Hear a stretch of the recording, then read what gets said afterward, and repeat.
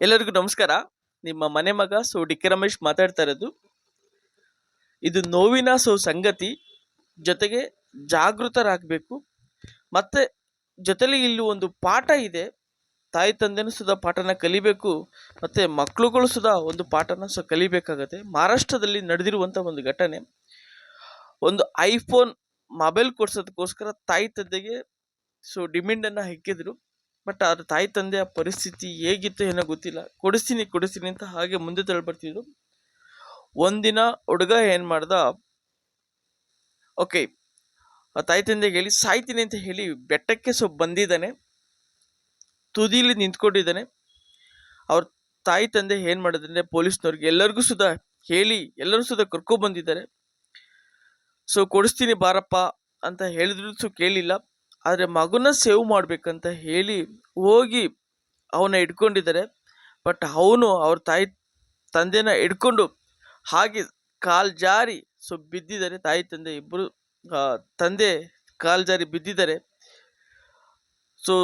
ತಂದೆ ಮಗ ಮತ್ತೆ ಬಿದ್ದೋಗಿದ್ದಾರೆ ಕೆಳಗಡೆ.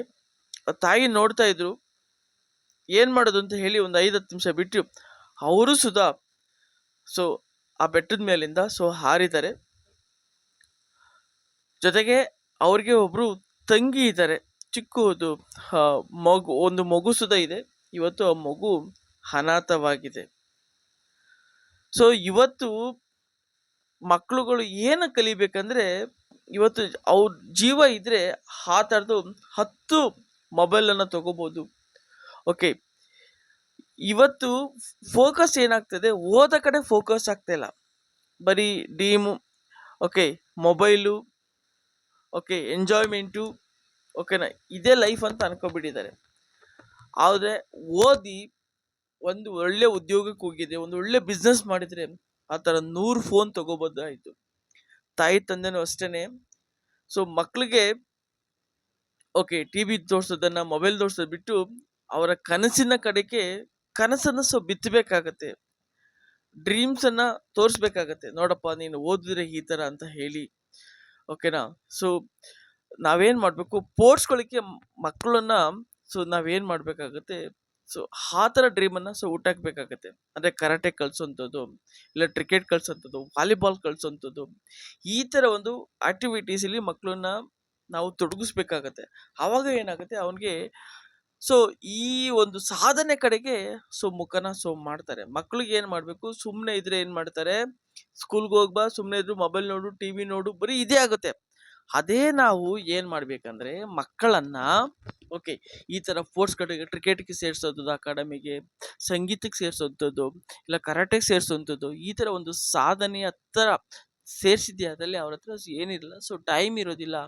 ಟೈಮ್ ಇಲ್ಲದೆ ಹೋದಾಗ ಏನು ಮಾಡ್ತಾರೆ, ಸಾಧನೆ ಕಡೆಗೆ ಫೋಕಸ್ ಮಾಡ್ತಾರೆ. ನಾವು ಈ ಕಡೆ ಈ ಥರ ಯಾವುದೂ ಮಾಡಲಿಲ್ಲ ಅಂದರೆ ಏನು ಮಾಡ್ತಾರೆ, ಮೊಬೈಲ್ಗೆ, ಟಿ ವಿಗೆ ಅಡಿಕ್ಟ್ ಆಗ್ತಾರೆ.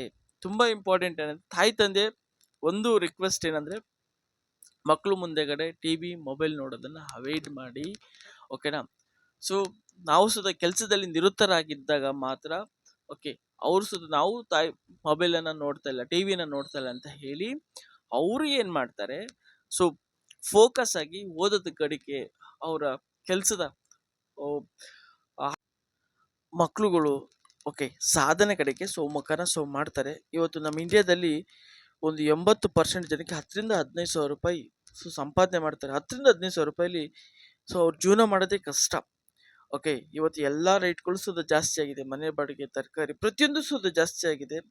ಕಷ್ಟಗಳನ್ನ ಮಕ್ಳಿಗೆ ಅರ್ಥ ಮಾಡಿಸ್ಬೇಕು, ಎಷ್ಟು ಕಷ್ಟ ಇದೆ ಅಂತ.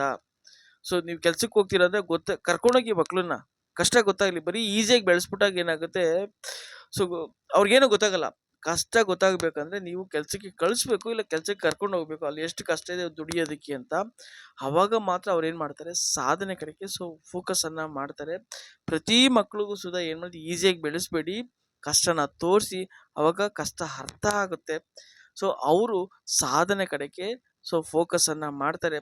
ತಮ್ಮ ಕಷ್ಟನ ತಮ್ಮೊಳಗಡೆ ಮುಚ್ಚಿಟ್ಕೊಂಡಾಗ ಮಾತ್ರ ಅವ್ರಿಗೆ ಕಷ್ಟ ಏನು ಅಂತ ಅರ್ಥ ಆಗೋದಿಲ್ಲ. ಅವಾಗ ಏನು ಬೇಕೋ ಅದನ್ನು ಕೇಳ್ತಾರೆ. ಸಾಧ್ಯವಾದಷ್ಟು ಮಕ್ಕಳ ಮುಂದೆಗಡೆ ಮೊಬೈಲು, ಟಿ ವಿ ನೋಡೋದನ್ನು ಅವಾಯ್ಡ್ ಮಾಡಿ, ಒಳ್ಳೊಳ್ಳೆ ಮಾತುಗಳನ್ನ ಆಡಿ, ತಾಯಿ ತಂದೆಗಳು ಮಕ್ಕಳ ಮುಂದೆಗಡೆ ನೆಗೆಟಿವ್ ಆಗಿ ಮಾತಾಡೋದನ್ನು ಬಿಡಿ. ಓಕೆನಾ, ಸಾಧನೆ ಅಂತ ಆ ಥರ ಮಾತುಗಳನ್ನ ಆಡಿ ಸೊ ಬದಲಾವಣೆ ಆಗುತ್ತೆ. ಚೆನ್ನಾಗಿದ್ರೆ ಸಬ್ಸ್ಕ್ರೈಬ್ ಮಾಡ್ಕೊಳ್ಳಿ, ಸಪೋರ್ಟ್ ಮಾಡಿ. ಓಕೆನಾ, 4 ಜನಕ್ಕೆ ಶೇರನ್ನು ಮಾಡಿ. ಸೊ ನಾವು ಯಾವಾಗಲೂ ಬರೀ ಆ, ಆ, ಕೆಟ್ಟದ್ದನ್ನೇ ಹುಡ್ಕೋದಲ್ಲ, ಕೆಟ್ಟದ್ರಿಂದ ಒಳ್ಳೇದನ್ನ ನಾವು ಏನನ್ನ ಕಲಿಬೋದು, ಇದರಿಂದ ಏನನ್ನ ನಾವು ಕಲಿಬೋದು, ನಮ್ಗೆ ಅಳವಡಿಸ್ಕೋಬೋದು, ನಮ್ಮ ಮಕ್ಕಳಿಗೆ ಕಲಿಸ್ಬೋದು ಅನ್ನೋದಕ್ಕೆ ಒಂದು ಉದಾಹರಣೆ ಆಗಿದೆ. ಹಾಗಾಗಿ ನಾವು ಯಾವುದೇ ವಿಷಯ ಬಂದಾಗ ನಾವು ಪಾಸಿಟಿವ್ ಆಗಿ ಕನ್ವರ್ಟ್ ಅನ್ನ ಸೊ ಮಾಡ್ಕೊಳ್ಳೋಣ ಅಂತ ಹೇಳ್ತಾ ಸೊ ನನ್ನ ಮಾತನ್ನ ಸೊ ಮುಗಿಸ್ತಾ ಇದ್ದೀನಿ. ಎಲ್ಲರೂ ಸುದ ಸಪೋರ್ಟನ್ನು ಮಾಡಿ, ಸಬ್ಸ್ಕ್ರೈಬ್ ಮಾಡ್ಕೊಳ್ಳಿ. ಒಳ್ಳೊಳ್ಳೆ ವಿಷಯಗಳನ್ನ ಜಾಗೃತಿಗಾಗಿ ಸೊ ಮಾಡ್ತಾ ಇರ್ತೀನಿ. Thank you so much. ಎಲ್ಲರಿಗೂ ಒಳ್ಳೆಯದಾಗಲಿ.